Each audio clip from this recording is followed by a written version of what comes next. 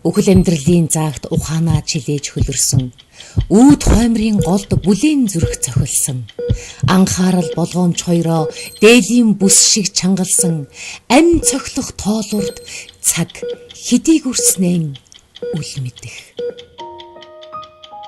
Амьдрал авч ирэх ам оршуу.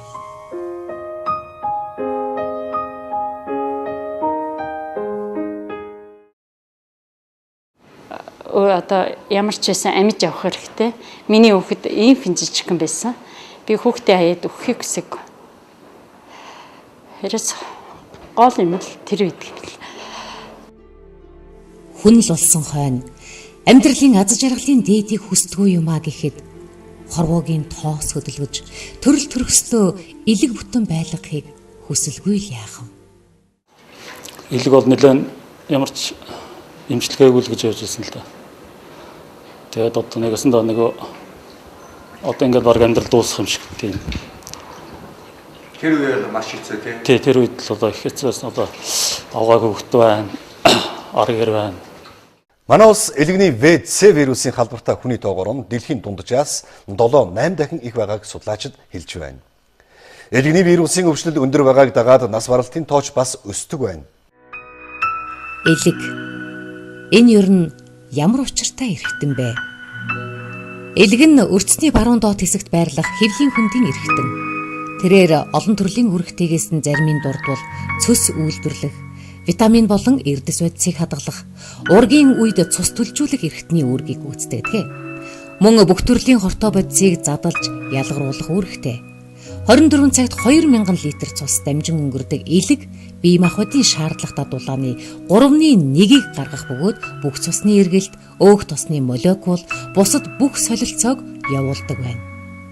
Ийм л учраас хүний чухал эрхтнүүдийн нэг элэг та амь настай холбоотой. Энэ хорвоод хүн болон хүрэлцэн эрхийн өчгийг тайлах мэт нэгэн эгэл эмэгтэйн сэтгэлийг өчөө. 4-р ангид байхаас маань эхлээд манай ээж маань илгэн хатуураад нэлээд одоо тийм хүнд өвчтэй байсан. Би чинь баг элэгний хавдар болох гээд элэг их муудсан байхгүй юу? Сүүний үнэртэй орчлонд сүлж амьдрах заяанд ижийнхэн ачийг хариулах гэж мөнж ихээр хүсвч шүүдрийн туслыг цуглуулан цай чанавч ганцхан үүрээр хөхүүлсэн ачийн хариулнам гинэв. Гэлээч ихийнхэн ачийг хариулах ариун хүсэл мөрөөдлөөр хүн бүхэн жигүүрлдэг билээ. Тэгээд тэр үед ер нь бол одоо эмч байж лээжигийн эмчилгээ хийсэн тийм сэтгэгдэл төрөөд тийм учраас би ерөөсөө эмч болно гэж зүтгэсээр хагаад гадаадд явуулгүйгээр ангаах дотоод даанах хэмжээнд ороод би эмч болж ээжигээ эмчилнэ гэдэг ингэж ярьдаг хүүхэд байж байгаа. Өндөө одоо намайг эмчилсэн л дээ. За тэгэхээр одоо мис засалч маань бариул оёдлоо тавьж байна. Зүгээ яаж цэнгэлдгийн багш Эрдмийн үүдийн түлхүүрийг өгөхдөө энэ хаалганы цаанд чухам юунд хүрэх, юуг сурч мэдэх, сурсан мэдснээ яаж хэрэглэх гээд хүний амьдралын утга учир бүгдийг мэдрүүлээд тэрхүү түлхүүрийг атгуулдаг тийм л хүнийг багш гэдэг үзье. Сэргэлэн эмч мөн ийхүү хэлсэн бөгөөд бас хүү өөрийгөө багшийн тэнгэртэй гэж инээмсэглэн өгүүлсэн билээ. 98 оноос эхлээд миний бие хотоодны мис засалт бүгд найрамд Солонгос улсын Янсан их сургууль дээр НОВ гэж одоо дэлхийд хотоодны мис заслаараа алдартай ийм профессорын удирдлагаар хотоодны мис заслыг сурч ирээд өнөөдрийн өдрийг хүртэл 500 гаруй хотоод тайрах, хотоод бүтэн авах мис заслыг хийсэн. За энэ маань бол бас нэлээд үр дүнтэй болж яваа. Тухайн үед намайг шинжлэх ухааны докторийн энэ сэдвэрийн ажил хийж эхэлж байхад манай хотоодны мис заслын хүндрэл 15% байсан. Одоо бол энэ хүндрэл багасаад 0.3% болж буурсан байгаа. Энэ бол бас л их том зүйл. Багшаас үлсэн эрдмээрээ хүний эрдэнэт амийг аврах сэтгэлд юутай багталтай, юутай гайхамшигтай. Гэвч багшийн тухай ийм бодовч оройгүй эрдмийг сурахад нас даанч богино гэсэн Бямбийн эренчин гуайн үг юутай үнэн. 2007 онд манай Монгол улсад энэ бөөр шилжүүлэн суулгах мэс заслыг анх хөгжүүлсэн Маурис Лапак гэж Английн их том эрдэмтэн байдаг. Тэр хүн 2 хүн Финланд улсын эрхтэн шилжүүлэн суулгах төвд явуулж элэг шилжүүлэн суулгахад сургана гэд ингээд шийд гарсан. За тухайн үед бол тэр 2 сонгогдсон хүний нэг нь миний бие байсан. За ингээд манай Батчуулын өмчт 2 Финландд 3 сар, Германы Хановрын их сургуулийн эрхтэн шилжүүлэн суулгах төвд 1 сар суралцаад тэгтээ дандаа цогцсны дондроос эрхтэн шилжүүлэн суулгахыг сурч ирсэн. За ирээд энэ тухайгаа одоо Монгол улстай нэвтрүүлгийг хөгжүүлье гэд ингээ явсан чи тухайн үед бид хоёрыг ойлгох хүн бол ер нь бараг байгаагүй. Тэр битгий ил манай нэлээд одоо том нэртэй эрдэмтэд хүртэл 20 жилийн дараа хийх мэс заслыг та нар одоо хийж хүний амиар тоглох гэлээ гэдэг ийм асуудлыг тавьж байсан. Монгол хүний ухаан гэж нэгэн яруу найрагчийн хэлснээр боломгүй хүнд хэцүүг болгоно гэж зүтгэдэг энэ агуу чанар гагцхүү Монгол хүндэл байдгийм шүү гэсэн юм. Энэ ч чанараараа ангаахын үндэсний их сургуулийн лавгсөрөн захирал сургууль дээрээ мэс заслын туршилтын өрөөг шинжилэн тогтжуулж шинжлэх ухаан технологийн санд төсөл бичин 4 сая төгрөгөөр 26 гахаад элэг шилжүүлэх туршилт хийхэд дэмжлэг үзүүлсэн юм. Зөвхөн мэс засалт нь нэг одоо мэс засалт 300 мянга орчим төгрөгийн мэдээгүйжүүлэх юм тариа тэгэл бусаж юм ордог учраас нөгөө гахаага худалдаж авах мөнгө нь хүрдэггүй. Тэгэхээр найздаа 40 мянгаар одоо их үйлсийн төлөө чи хандуул гэж ээж гуйж 26 тараа худалдаж аваад тэгээд эхлээд эхнийхээ 2 тарааг мэдээгүйжүүлгээ хийх гэж гад өхүүлчихсэн. Тэгээд өхүүлчгээд өгсөн гахаа дээрээ хідүүлээ илгээс альдаг юм аа. Ингээд л энэний дараагаас эхлээд л одоо жинхнээсээ туршилтынхаа мэс заслыг хийж гахааныхаа хагалгааг амжилттай хийсэн. 26 гахаад одоо мэс засал хийчихэд цааш нь одоо яаж Монгол улсад нутагшуулах уу гэдэг асуудлыг бид хэд эрүүл мэндийн сайдтай тавьсан. Эрүүл мэндийн сайд маань тухайн үед эргээр хүлээж аваад багийн чинь одоо сургах мөнгийг өгье та нар сурах газраа л олоод иргээд. Тэгэхээр энэ бүгд найрамдах Солонгос улсын Асан төвийн эрхтэн шилжүүлэн суулгах төвийн захирал Сангюли гэж их одоо дэлхийд нэртэй том профессор байдаг. Энэ хүн амьд дондроос элэг шилжүүлэн суулгах талаараа дэлхийд номер 1 хүн. Би бол одоо манай засгийн газраас мөнгө өгнө гэсэн тийм учраас бид нар суралцах мөнгөтэй гэл ингээл дээгүр хараад сайхан яриад яг одоо тэр үед бас нөгөө эдийн засгийн одоо хүнд байдал хямрал гараад яг биднэрт өгнө гэсэн одоо мөнгө маань бас байхгүй. Эдийн засгийн энэ хямрал сэргэлэн эмчийн зорилго Монголынхаа ангаахын хөгжлийн төлөө гэсэн тэмүүллийг нь бөхөөж чадаагүй. 2005 онд анх Монголд 1 сарын хугацаатай ирж байсан Сан Вили эмчийг Бээжинд 2009 онд хавдар судлаач элэгний эмч нарын хуралд оролцож илтгэл тавихыг мэдсэн сэргэлэн эмч их үйлсийн төлөө түүнтэй нүүр тулан уулзахаар шийджээ. Хурлын завсарлагаар сэргэлэн чи намайг олж аваад уулзаарай. Би бол чамайг одоо мэйлээр л тарьсан сайн танихгүй учраас чи намайг олж уулзаарай. Боломжтой уулзах боломжтой гэсэн хариу ирэхээр нь баярлаад хурлын завсарлагаар тэгээд нэг одоо зааланд ороод уулзлаа. Уулзаад Ли профессортой Монголын одоо элэгний өнөөгийн байдлын талаар, элэгний эмгэгийн талаар нэлээд танилцууллаа. Бид одоо өвчтнөө ингээд яаж чадахгүй алдаад байгаадаа харамсдгаа нэлээд ярьлаа. Бид нар нэг удирдамжаар нэг дор сурахгүй бол энэ баг болж ажиллаж болохгүй байх гэсэн тийм хүсэл тавьсан. Сангвили гой анх эхлээд нэлээд гайхаж хүлээж авсан. Яг тэгвэл элэг шилжүүлэн суулгах мэс засал бол ийм хөгжиж байгаа оронд тэр болгон хийгдэд байдаггүй. Та биднийг тусалж асаан дээр бид нарыг сургаач. Тэгээд Ли профессор маань нэг жоохон нүргэн улайд сууж ирсэн сэргэлэн уучлаарай. Би асаан руугаа очиж ярилцаад эргээд чамд хариу хэлье. Түүний өөрийнхөө төлөө биш, ард олныхоо төлөө гуйсан гуйлд талааруулсангүй. Тэгээд за та нарыг 4-4-өөр нэг бүлэг болгоод цуулж авахаар өөрөө одоо байр бүх юм чинь бэлтжлээ. Багаар маань нэг ч одоо биднээс төгрөг гаргалгүйгээр 25 хүнийг 3-4 удаа сургалтанд хамруулчаад байгаа. Энэ сургалт бол их өндөр өртөгтэй, хоногийн $120 өртөгтэй сургалт байдгийн байна лээ. Тэрнээс гадна энэ Асааны эмч нар маань багаараа ирээд анхны мэс заслыг бид нар хамтдаа хийсэн. За эхний мэс засал дээр бол үнэхээр бид нарын гараар бие оролцоо бол бага байсан л та. 8 дахь 9 дахь мэс заслаа бас хамтарч хийсэн.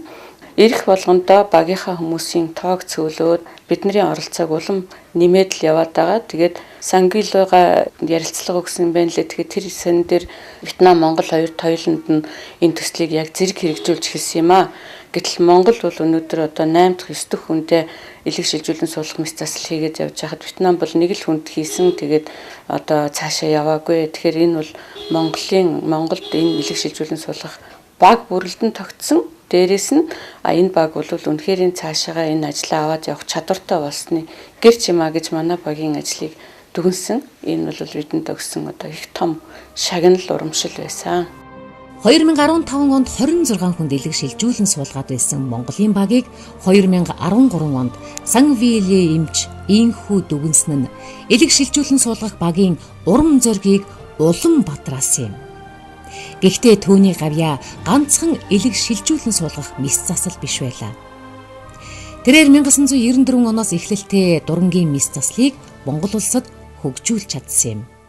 За анх дурангийн хагалгаа бол хийгдэжсэн. Манайд бол одоо 94 оноос бол манайд Америк нэгдсэн улсын эмч Рашер гэдэг эмч одоо манай хөдөлмөрийн баатар профессор Нямхүү эмч отгондлоо эмч энтертэй одоо сургаад одоо цөөн тоогоорч гэсэн хийгдэжсэн. Гэхдээ одоо нэг шиг юм өргөн дэлгэр биш байлаа. Тэгээ харамсалтай нь Монгол улсын эдийн засаг маш хэцүү хүнд төвөгтэй байсан учраас үнэтэй дурангийн мис заслын аппаратыг худалдаж авч чадахгүй. Тэгээд тэр аппарат манд бараг 2004-5 оны хүртэл зөвхөн одоо нөгөө сурсан 2-3 хүн маань л дурангийн хагалгаа хийдэг. Бусд нь эвдчихнэ гэд ингээд цоочтой байдаг. Ингээд дурангийн мис засал бол үндсэндээ одоо эхэлсэн боловч хөгжиж чадахгүй байсан. Тэгээ энэ байдал бол тухайн үед 2004-5 он дэлхийд бол дурангийн мис заслаар цөсний хүүдийн авах мис заслын 90%-ийг дурангаар хийдэг болсон юм байсан үе. Гэтэл манай Монгол улс болохоор ердөөс 4% нь л дурангаар хийн. Бусд нь бүгд нээлттэй. Дурангаар хийхээр өвчтөн 2 хоноо л эмнэлгээс 1 юм уу 2 хоноо л гарна. А нээлттэй хийхээр 7-10 хоног хэвтэн тэгээд шархан нэдээлнэ гэл ингээл гоо сайхны хувьд ч нэг том зүслэг хийдэг гэл ингээл ерөн дуран бол илүү сайхан технологи л доо. Тэгээд байж л Америкаас Свансны гэр бүлийн сангийн хэсэг эмч нар ирээд доктор Ирэ Прайс маань хамтарч ажиллая. Тэгээд мис заслын одоо энэ анхан шатны эмнэлгүүдэд хичээл заая гэсэн ийм байдалтайгаар анх ирсэн. Тэгэхээр одоо ер нь би тухайн үед бол Свансны санг бол нэлээд баян сан гэж мэдчихсэн учраас ерөөсөө ганцхан л одоо хүсэлт байна. Монгол улсад энэ дурангийн мис заслыг хөгжүүлэх тал дээр хамтарч туслаач, хөрөнгө оруулаач. Тэгэх юм бол одоо бид нар та одоо Монгол улсын хүн амд одоо маш их буян хийж гинэ гэд ингээд нэг өдөр гуйлаа зөвшөөрдгөө маргааш нь дахиж уулзаад дахиад гуйлаа 3 өдөр дараалаад гуйсан чинь 3 дахь өдрөөс нь нэлээд жоохон бодож ирсэн. За би сангийнхаа тэргүүн Чак Свансантай ярий гэд. Тэгээд Свансангой дараагаар нь 7 хоногийн дараа ирээд бид хэд гурвалсан уулзалт хийгээд ингээд ерөөсөө дурангийн мис заслыг Монголд хөгжүүлэх талаар ажиллая гэж ингэж шийд гараад тэгээд анх улсын 1-р төв эмнэлэг дээр дурангийн 2 багжийг бэлэглээд тэр одоо 150 мянган долларын өртөгтэй 2 баг Карл Шторцын 2 багжийг бэлэглээд манай эмч нарыг яг 14 хоног сургасан. Тэгэхээр зөвхөн одоо Улаанбаатар хотын нэгдсэн эмнэлгүүд биш одоо хөдөөгийн эмнэлгүүд ялангуяа одоо бүсийн онцлогын эмчилгээний төвүүдэд одоо дурангийн мис заслыг хөгжүүлэх тэрийг одоо багаж тоног төхөөрөмжтэй болгох талаар бол Америкийн нэгдсэн улсын дурангийн мис заслын нийгэмлэг Свансны гэр бүлийн сантай хамтарч төсөл хэрэгжүүлж эмч мэрэгчлэтнүүдийн сургаж багаж тоног төхөөрөмжөөр хангаснаар бол одоо бүсийн онцлогын эмчилгээний төвүүдэд бол дурангийн мис засал одоо баймд хийгддэг. Энэ өндөр түвшингийн технологи бол одоо нэвтэрсэн. Жил болгон энэ сургалт явснаар бол одоо Монголд бол энэ дурангийн мис засал бол өдөр тутмын үйл ажиллагаа болж хөгжсөн. Энэ л учиртай. Дурангийн мис заслын 9 жилийн одоо судалгаа хийж бүтээл хэвлүүллээ. Энэ бол бас хамгийн одоо бид хэдийн энэ онд хийсэн хамгийн том бүтээл болсон. Тус сангийн одоо хамтарсан бид нар бол хамтарч сургалж явуулдаг. Хамтарсан сургалтын үр дүнд бол бүсийн бүх онцлогын эмчилгээний төвд Свансны сангийн тусламжаар дурамгийн мэс заслын багцтай болсон. Тэгээ эмчнэр нь одоо хийж сурсан. Газар дээрх сургалт гэдэг бол ийм л их үр дүнтэй ач холбогдолтой байдаг.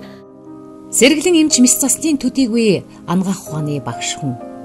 Сурсан мэдснээ бусдад харамгүй зааж, хүн ардынхаа эрүүл мэндийн манаанд ганцаараа зогсохгүйгээс хойш шавнараараа бахархах нь сайхан шүү дээ гэх түүний инээмсэглэл.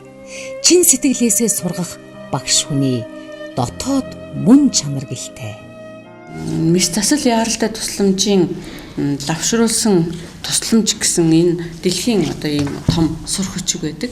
За энэ сурах хүчгийг мөн хамт олонтойгоо хамтран орчуулад тэгээд энэ чиглэлээр 6 орны 12 сургагч багш нар оролцсон 2 удаагийн томоохон сургалтыг Монгол улсад зохион байгуулж нийтдээ 30 эмчийг олон улсын хэмжээнд энэ сургалтанд хамруулж сургасан. Джон Мира гэдэг энэ дэлхийн одоо мэс засал мэдээгүйжүүлэх яаралтай тусламжийн одоо нэлээд их том мэрэгчлэлтэн юм хүн байдаг.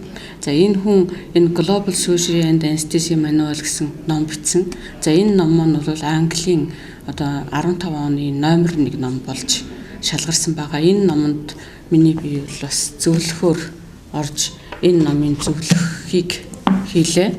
Дэлхийн бас нэртэй төлөөлөгч Адам Кушнер гэдэг хүн энэ Operation Health гэдэг юм ном бичсэн. За энэ номонд намайг бас хамтарсан автораар оролцохыг хүссэн учраас энэ номонд оролцож бас энэ одоо номыг бичиж хэвлүүлэн гаргалаа. Эрхтэн шилжүүлэн суулгах олон улсын анх дугаар хурлыг зохион байгуулж миний бие бол энэ хурлын ерөнхийлөгчөөр ажилласан. За тэгээд энэ 2 өдрийн хуралдаа маань бол нэлээд амжилттай болж дууссан. За мөн одоо ерөнхий мэс заслын үндсүүд гэдэг манай Эрдэнэ багш, Сүхбаатар багш, Даваацран багш нарын маань бичсэн ийм ном байгаа. Энэ номыг бол хянж редакторлсан. Бидний бас нэг их том бүтээл бол энэ Шварц автортай Principles of Surgery гэдэг ном байдаг. За энэ сурах хүчиг бол нийтдээ 2050 хуудастай ийм ном байгаа.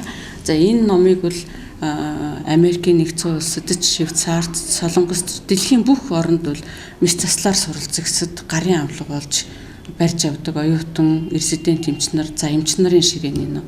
Энэ номыг хамт олноор бас одоо яг орчуулж дуусаад бид одоо хянах шатанда явж гэн энэ ондоо багтаагаад хэвлүүлж дуусгана. Бид нар ер нь бол энэ дэлхийд баримталдаг нэг цөөхөн хэдэн ном байдгийг. Энийний нэг нь бол мэс заслын чиглэлээр баримталдаг Principles of Surgery гэдэг Шварц гэсэн автортай ном байдаг. Энэ номыг бол дэлхийд мэдэхгүй мэс заслын чиглэлийн хүн байхгүй. 98 онд намайг Солонгост мэргэжил дэвшлүүлэх гээд очиход Солонгосын резидент оюутнууд нь энэ номыг л бариад явж исэн. Сүүлд нь Швейцарт очиход Швейцарт мөн энэ номыг л резидентүүд нь барьж энэгээр шалгалт өгдөг. Америкт мөн яг энэ номоор шалгалт өгдөг. Тэгээ тэр үед бол миний сэтгэлд юу гэж орж исэн гэхэд ердөөсөл энэ номыг л монгол хэлнээр орчуулад одоо шавнартаа нэг бүтээл болгоод өгчих юмсан. Тэгхийн бол манай Монголын мэс заслын сургалт бол бас олон улсын түвшинд хүрэх юм байна да гэдэг ийм сэтгэл төрж исэн. Энэ ном маань бол ерөөсөө эд эрхтнийг эсийн хэмжээнээс нь авахуулаад бүхэл бүтэн мэс заслын хийлгээд дуусгадаг ийм том ном 2050 хуудастай ном. Тэгээ энэ номыг өнгөрсөн хавар Азийн хөгжлийн банкнаас бас нэг хэвлэж өгөх бидэнд одоо төсөв олдсон. Тэгээ энэ дээр нь орчуулад авъя гэд ингээд тэнхимийнхээ багш нартай хамтраад орчуулад одоо ер нь үндсэндээ дуусж байна. За одоо бол редакторлох ажилдаа орсон 2050 хуудастай ном маань монгол хэлнээ буухаар 2300 хуудастай ном болж том болдгийм байна. Тэгээ энийг одоо редакторлж хянахад бол маш их ажил орж байна. Ер нь нэлээд төвхтэй л байна. Сэргэлэн багш маань багшаас өвлсөн эрдэм, өөрийн хичээл зүтгэлээр олж авсан мэдлэгээ олон мянган шав нартаа үлдээж байгаадаа сэтгэл хангалуун явдаг гавьяатан билээ. Шав нарын өмнөөс хэлэхэд бол манай багш бол нэлээд уугахгүй, онлын мэдлэг бол байнга одоо шинжлэгддэг. Одоо бид бүхнийг одоо онлын хувьд бол нэлээд сайн сэнгэлж чаддаг хүн. Өдөө олон жил энэ олон ард түмний хүүхдүүдийн төлөө ард түмнийхээ эрүүл мэндийн төлөө шантарлагыг зогсож чадж байгаа нь бол бахархалтай байдаг юм байна. эмэгтэй хүн байтугай эрэгтэй хүн бол ингэж ажиллахад бас хэцүү. Тэрцмаа мэсцлэнч. Тэгээ бас л олон албамтшаалтай. Миний бол мэдгүй бол зөндөө баг. Одоо миний мэдж байгаагаар одоо за сургууль үзүүлэгч хүн, мэс заслын эмч хүн, за мэс заслын техникийн эрхлэгч, дэлхийн эрүүл мэндийн байгууллагын одоо бас Монгол дахь салбар байгууллагын захирал. Тэгээ Монголын мэс заслын нийгэмлэгийн бас удирдах ажилтаа ингээд өсөө зөндөө юм байдаг бололтой. Тэгээ миний мэдгээр л 10 гаруй байх. Тэгэхээр би бол ийм хчээр одоо үнэхээр бахархгүй байх юм аргагүй л дээ. Худал хуурмыг хүлээж авахгүй шүү дээ. Эзэс тийм байхгүй. Ажиллаад гол юмд ажил өөрийнхөө одоо төлөвлөсөн хүний төлөө гэсэн ялангуяа одоо хагалгааны үед бол одоо тэр өвчтний төлөө бол ерөөсөө нэг л график төлөвлөгөө гаргасан тэрнийхээ дагуу одоо яг л одоо дайчин зүтгэдэг үндэ. Тэр нь ард нь юу ч болоос хамаагүй шүү дээ. Одоо загасч юмар усгүй гэдэг л одоо үг байдаг юм да. Би тэрийг л дандаа санаж явдаг юм. Хүүхдүүд маань өвдөд янз бүр болоход одоо тэр болгон бас намайг тэр дуудаад байхгүй. Ягаад гэвэл ээж маань их ажилтаа учраас өөрсдөө тэргээрээ уучраа болоод зохицуулаад явчих жишээтэйгээр л одоо заримдаа бүр одоо эмчлэгдээд өнгөрцөн хойно мэдгч жишээтэй иймэрхүү юмнууд нэлээд их байдгийн. Тэгээд тэгтээ бүр хүүхдээ хань нийцлээ бүгдийг хамаагүй хаянч гэж байхгүй л дээ зүгээр. Тэгтээ бүр их айхтар одоо тийм сэтгэл донслуулсан юм гарахгүй болохоор харьцангуй бас яг эднэрлүүгээ анхаарал нь бол бага л талтай яваад. Ер нь бол энэ элэг шилжүүлэн суулгах мэс засал хийсэн энэ улсуудад бол бид нар маш их 24 цагийн хяналттай байдгийг. Хагас бүтэн сайн болцсон байсан ч гэсэн энэ бүх шинжилгээ бол байнга хийгдэж байдаг. Тэгээд энэ шинжилгээгээ хийгээд дүн гарангуут л бидэн лөө явуулцдаг багийнхаа гишүүд рүү. Тэгээ бид нар энийг хараад хэрвээ ямар нэгэн асуудал гарлаа гэвэл бүгдээрээ цаг минутанда шөнийн 2 цагт чамаагүй цуглана. Ийм л одоо цэрэгжүүлсэн ч гэх юм уу бэлэн байдалтайгаар байдаг. Энэ шинжилгээний 20 хэдэн үзүүлэлт болгон маань одоо чухал зүйлүүдийг зааж идэг. Залуу эмч нараа багш нараа одоо сургаж зангидаж энэ бүх ажилд одоо дайжилж одоо зохион байгуулж ажиллаж байгаа. Тэрний ч үндсэн дээр одоо манай тэнхэн маань одоо сургуультай сүүлийн жилүүдэд дандаа тэргүүний байр эзэлж төрүүлж явдаг ийм тэнхэн. Тийм учраас би багшаараа бахархаж байна.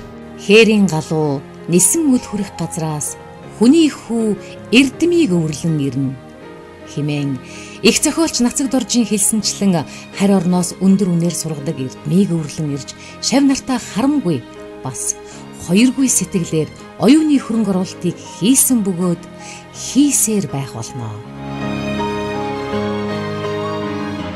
Дэлхийн эрүүл мэндийн байгууллагын гаргадаг дэлхийн одоо хамгийн фактор өндөртэй 39.6-ийн Lancet гэж сэтгүүл байдаг. За тэгээд энэ Lancet сэтгүүлийн комиссид оролцож мэс засал яаралтай тусламжийг дэлхийд 2030 он хүртэл хэрхэн хөгжүүлэх вэ гэдэг ийм төлөвлөлтөнд Монгол улс хөгжиж байгаа орнуудыг төлөөлж оролцоод 2030 он гэхэд Монголоос доош ядуу бур орнуудыг нь бүгдийг Монголын хэмжээнд хүргэх, Мексикийн хэмжээнд тэрнээс дээш орнуудыг хүргэх гэсэн ийм хоёр шатлалтай төлөвлөлтөнд Монгол улс оролцоод ирсэн байгаа. Энэхэн бий эрүүл төгс орших нь нэгэн гэр бүлийн тэнүүн сайхан амьдрах үндэсээ. Тэнүүн сайхан гэр бүлүүдээс улс гүрэн жаргаж байхын ерөөлтэй. Гэвч хүний амьдралд унаж гэмтэх, аваар осол, өвчин эмгэг хэлж ирдэггүй хийсэж ирдгээс. Амьдралын тойрог дундах оршихуйн тэмцэлд нэг чухам алдахгүй төлөө яаралтай тусламж нэн чухлаа. Яаралтай болон мэс заслын тусламжийн энэ хамтын ажиллагааны төв бол зөвхөн Монголд л байх юм. Дэлхийд ганцхан гэсэн.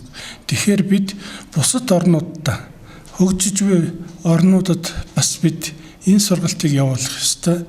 Одоо бид нэр төлөвлөчөөд байж Лаост жишээлбэл явж энэ сургалтаа явуулахаар дэлхийн гол шиг хандлага бол за мэс засал яаралтай тусламжийг ялангуяа анхан шатанд нь алтан цаг дотор нь өөрөөр хэлбэл 2 цагийн дотор зөв үзүүлж чадвал хүний амийг аварнаа гэдэг дэлхийн эрүүл мэндийн байгууллагын тэр ассамблеийн чуулганаас гаргацсан ийм бүр лооцсон байгаа. Нэг үе бодвол харилцаа холбоо сайн болсон л байна л да. Хүн болгон гар утастай учраас уцаараа яриад тэгж яах гэж байна. Тэр болтол одоо та нар одоо нэгэнд сурцсан бол та нар ийм арга хэмжээ аваад хагалгаагаа хийжээ гэдэг юм. Ягаад гэвэл газар дээр одоо анхныхаа хагалгаа, анхныхаа тусламжийг зөв үзүүлэх юм бол дараагийн шатанд ирэхэд ухаан хүндрэл гарах нь болоод эрс багасах тийм. Тэгэхгүй болохоор одоо яг үгээр суманд хагалгаа хийж болохгүй. Унтуулдаг юм чи байхгүй. Тэгэхээр сум дундд байгаа мэсцлийн эмч манаар хагалгаа хийхээс татгалзаад тэгээд аймаг руугаа явуулдаг. Таруу байрлалтай байна. Тэгэхээр энийг одоо яаж шийдэх вэ гэхээр газар дээр анхны одоо тэр сумын эмнэлэг, сум дундын эмнэлэг дээр ялангуяа одоо хагалгаагаа хийгээд хүндрээг багт нь одоо хагалгаагаа хийх юм бол одоо илүү сайн байна гэдгийг батлаад л түүнийг нь чадахжуулж сурах гал одоо ажиллаж байна да бид.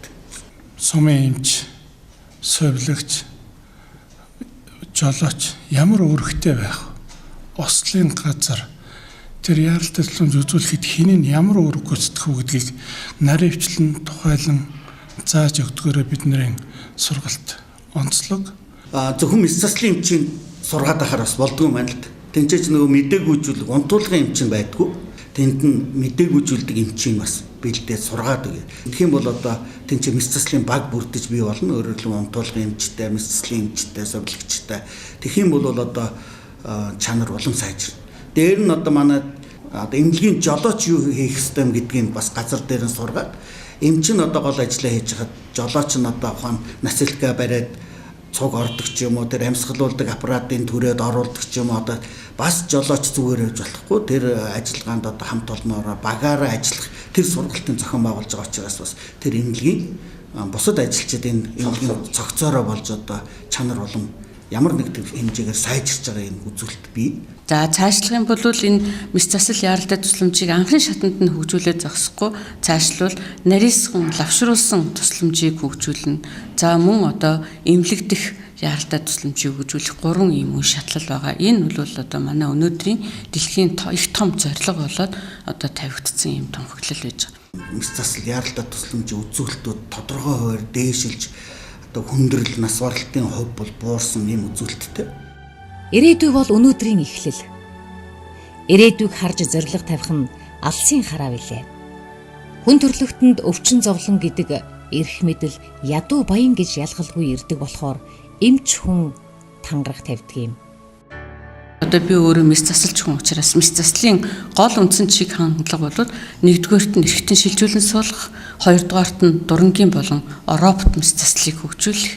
За тэгээд гуравдугаарт нь бол мэс заслын яаралтай тусламжийг чадахжуулах гэсэн ийм 3 үндсэн л чиглэл байдаг. Энэ 3 үндсэн чиглэлийн одоо тэр яаралтай тусламжийг чадахжуулахыг нь бид нэр эхэлсэн байж гэн эрхтэн шилжүүлэхийг эхэлсэн байж гэн дурангийн мэс заслыг эхэлсэн байж гэн цаашлуул тэр робот мэс заслын чиглэл рүү бол хэрвээ Монгол улсын маань эдийн засаг одоо сэргээд гайгүй болох юм бол бас явах шаардлагатай.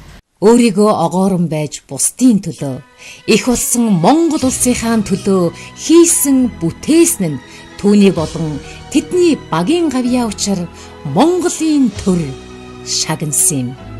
Монгол улсын хүний гавьяа тэмч гэдэг энэ эрхэм алдар цайхан цодыг авсандаа маш их баяртай байна.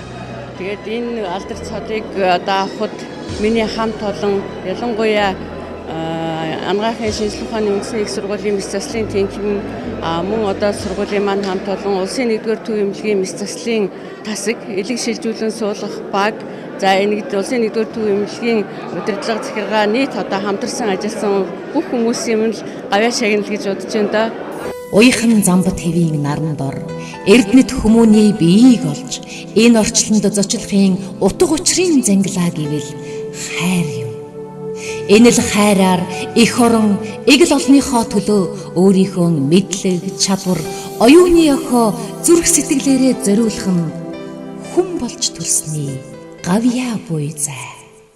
Тэгээ ер нь бол одоо бидний хийгээд байгаа бид бол тангаргаа өргөсөн эмчнэр учраас хүний амь насыг л аврах юмсан нэг айл өрхийг ч гэсэн өнчрөл хавцал гоник зовлонгоос аврах юмсан гэсэн ийм сэтгэлээр л энэ бүх ажил бол хийгдэж явдаг юм аа. Оргон сэргэлэн гэх нэрнийхээ Далтын сайхан уянган тохирсон юм уу гэмээр сэрж мэдрэхийн авьяасаар эрүүлэнхийн манаанд хоромж завгүй яваа эрдэмт нэгэн бүсгүй элгэн түмнээ хайрлах илүү ихийг бүтээх хүсэл зорилгоор өөрийгөө хурцлан амжилт өөд тэмүүлсээр